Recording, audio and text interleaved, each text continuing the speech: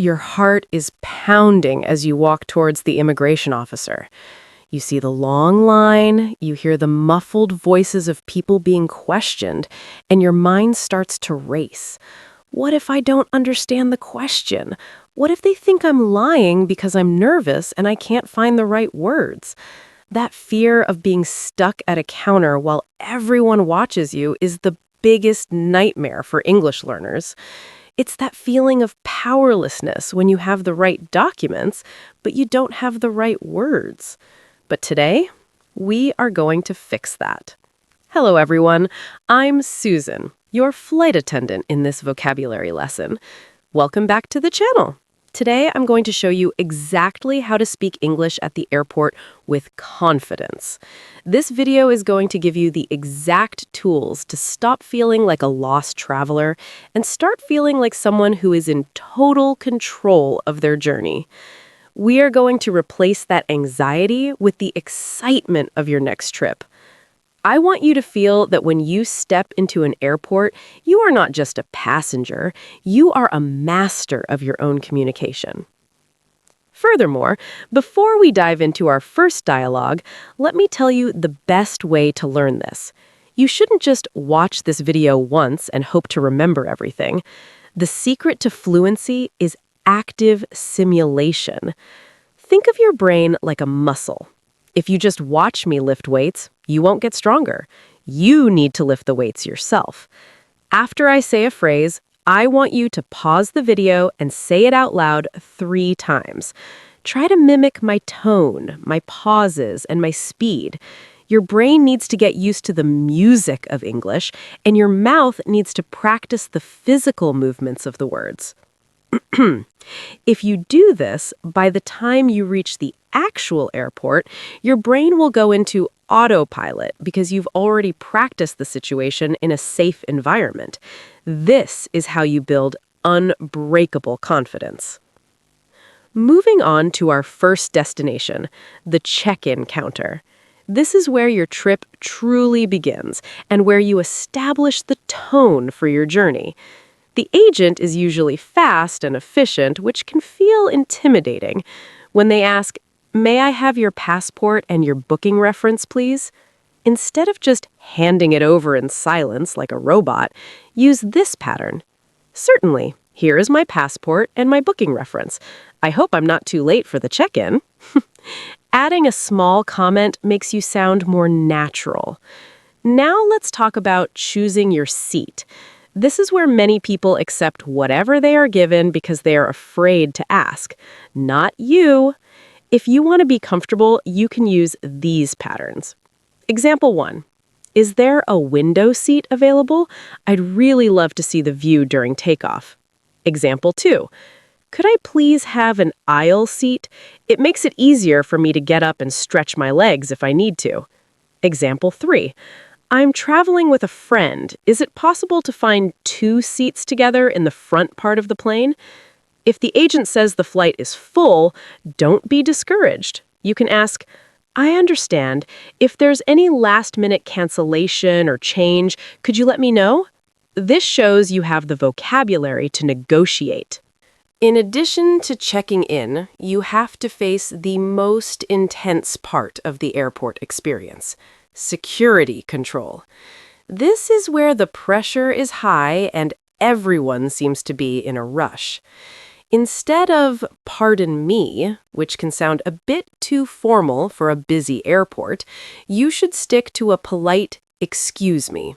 It's universal and it works perfectly when you need to get someone's attention. Listen carefully for the instructions.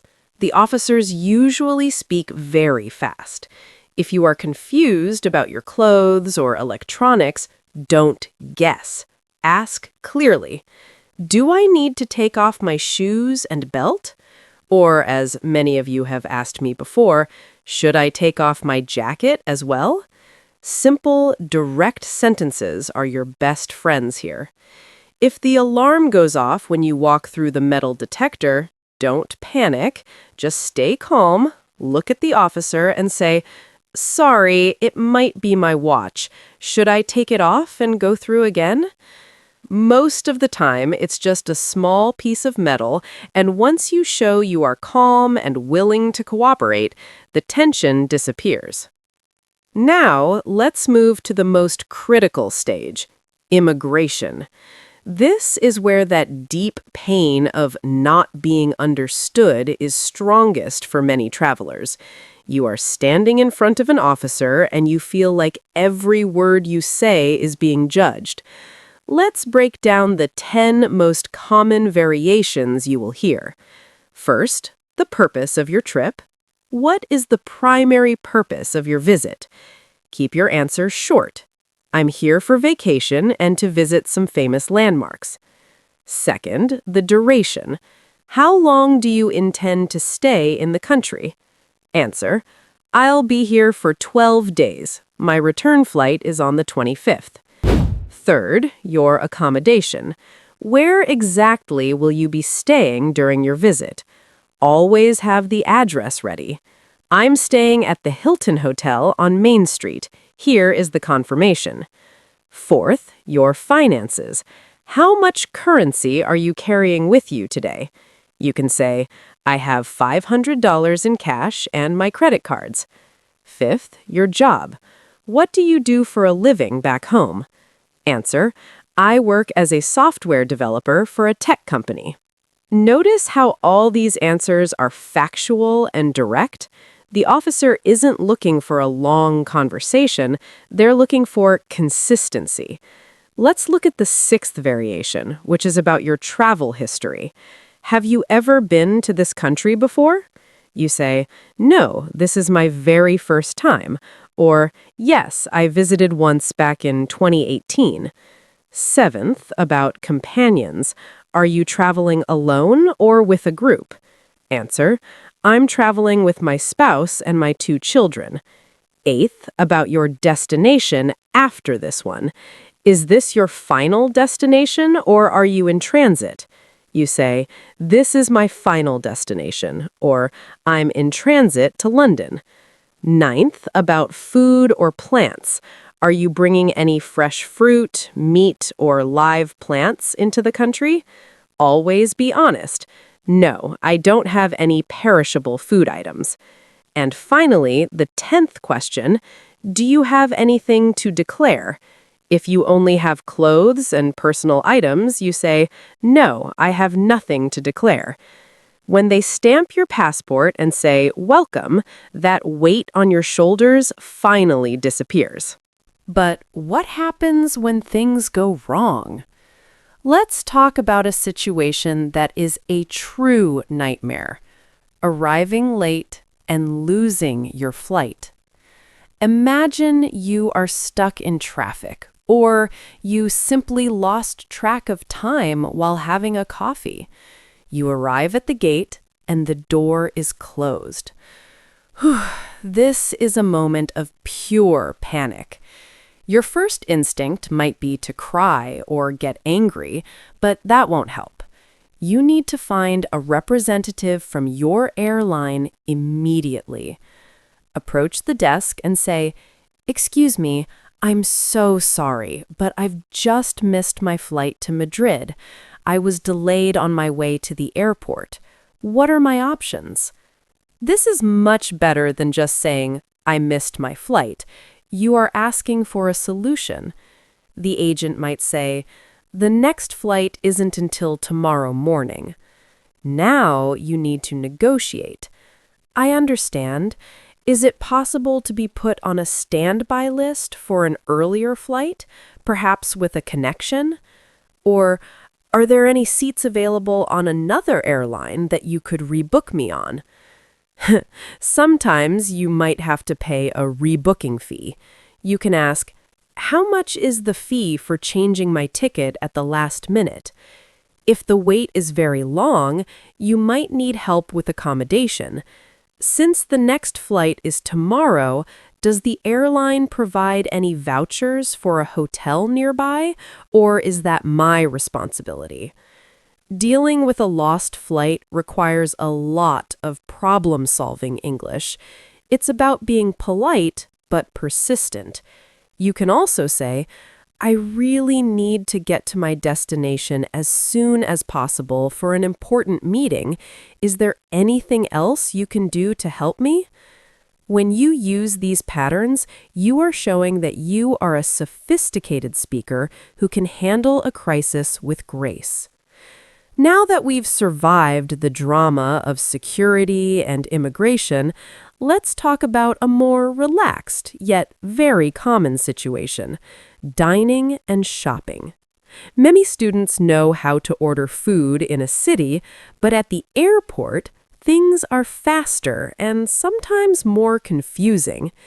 If you are at a cafe and you are in a rush, you can say, "Hi, I'd like a black coffee and a turkey sandwich to go, please. I have a flight boarding soon, so is it possible to have it quickly?" Mentioning your flight helps the staff prioritize your order. When it's time to pay, especially in international terminals, you might have different currencies. You can ask, "Do you accept US dollars here or only the local currency?" Or, if you prefer using technology, "Do you accept contactless payments or Apple Pay?" If you are at the duty-free shop and you want to know about your allowance, you can ask the clerk, "Excuse me, how many liters of alcohol am I allowed to take on a flight to the US?" Knowing these specific limits prevents problems when you land. However, the most confusing part for many travelers is the connecting flight. If your journey has a stop in another city, you need to know what happens to your luggage. This is a very important question to ask back at the check-in counter. Will my luggage be checked through to my final destination, or do I need to collect it and recheck it during my layover? If the agent says it's checked through, you can relax. If they say you need to claim it at the carousel, then you know you'll have a bit more work to do. Also, when you land for your connection, you should look for the flight connections or transfer signs. If you can't find your next gate, don't wander around aimlessly. Ask a member of the staff, "Hi, I'm looking for my connecting flight to Paris. Does this terminal have a shuttle bus to Terminal 5, or can I walk there?" Using words like shuttle bus or layover shows that you are familiar with the airport environment. We have covered a lot of ground today, from the first hello at the counter to the welcome at immigration. Whew. Navigating an airport in a foreign language is a major challenge, but you now have the scripts and the patterns to handle it like a professional. Remember what I told you at the beginning? Fluency is built through active simulation. Go back, listen to these dialogues again, and speak them out loud until they feel natural in your mouth. And that's it for our airport navigation guide today. But before you go, I want to give you a special mission. Fluency is a journey, and today you took a massive step. I would really like you to write about your routine when you are at the airport in the comments. For example, do you go straight to the gate, or are you the type of person who loves to browse the duty-free shops first? Writing about your routine helps your brain lock in the vocabulary we use today. I'll be there in the comments reading your stories. Moreover, if you want to be fully prepared for when you step out of that airport and start talking to locals, you need to know how to actually connect with people. Knowing how to survive the airport is just the beginning. The real magic happens when you make friends in a new country. I made a very special video about small talk and social connections that will show you exactly what to say to sound natural and friendly after you leave the terminal. It's appearing on your screen right now, and I've also left the link in the cards and the description for you. It is the perfect next step for your fluency journey. Just click and watch. I'll see you there. Safe travels and keep practicing. Bye bye.